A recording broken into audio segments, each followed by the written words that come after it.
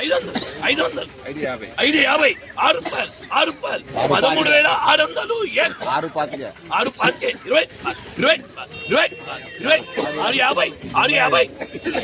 75 700 711 7 11 7 11 7 11 7 10 7 25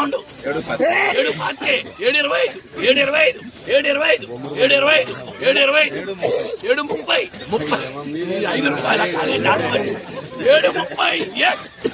7 50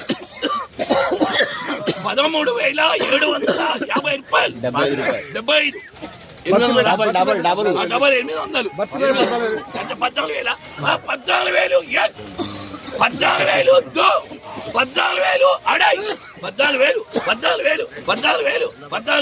14,000 కొట్టేస్తున్నా 14,000 అడై కొట్టేయట్లేదు 14,000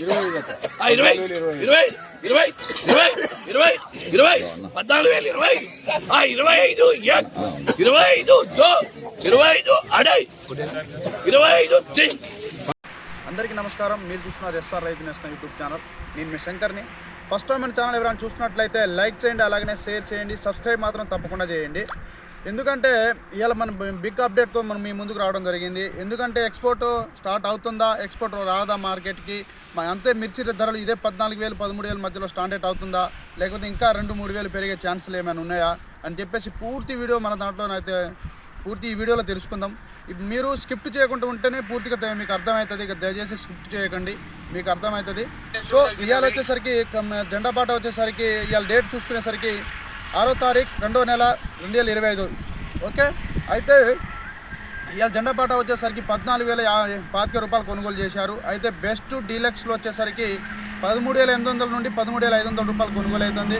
అలాగని బెస్ట్లో వచ్చేసరికి 13,000 నుండి 13,500 కొనుగోలు అవుతున్నాయి. మీడియాలు పిత్కాలైనా ఉంటే 11,000 నుండి 12,000 రూపాయలు కొనుగోలు అవుతుంది.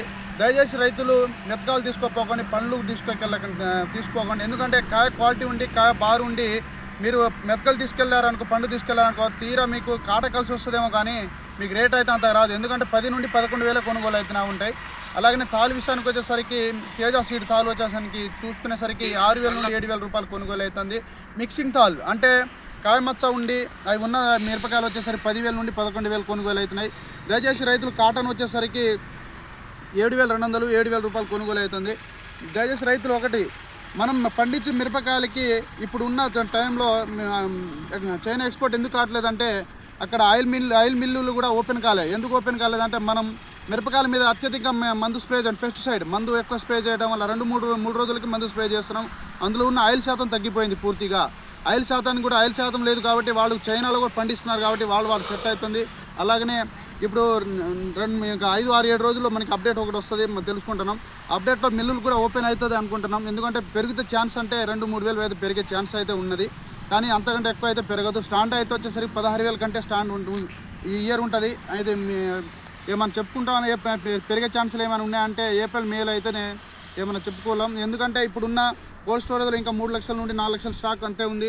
అలాగనే వేరే దేశాలు కూడా మన మిరపకాయలు పండిస్తున్నారు. ఎప్పుడైనా చైనాలో పండించారో చైనాలో పండిస్తున్నారు. అలా దేనివల్ల మిరపకాయల రేట్లు అనేది లేకపోవడం జరిగింది. సో ఫస్ట్ టైం మన ఛానల్ చూసినట్టు లైక్ చేయండి, అలాగనే షేర్ చేయండి, సబ్స్క్రైబ్ మాత్రం తప్పకుండా చేయండి. బాయ్.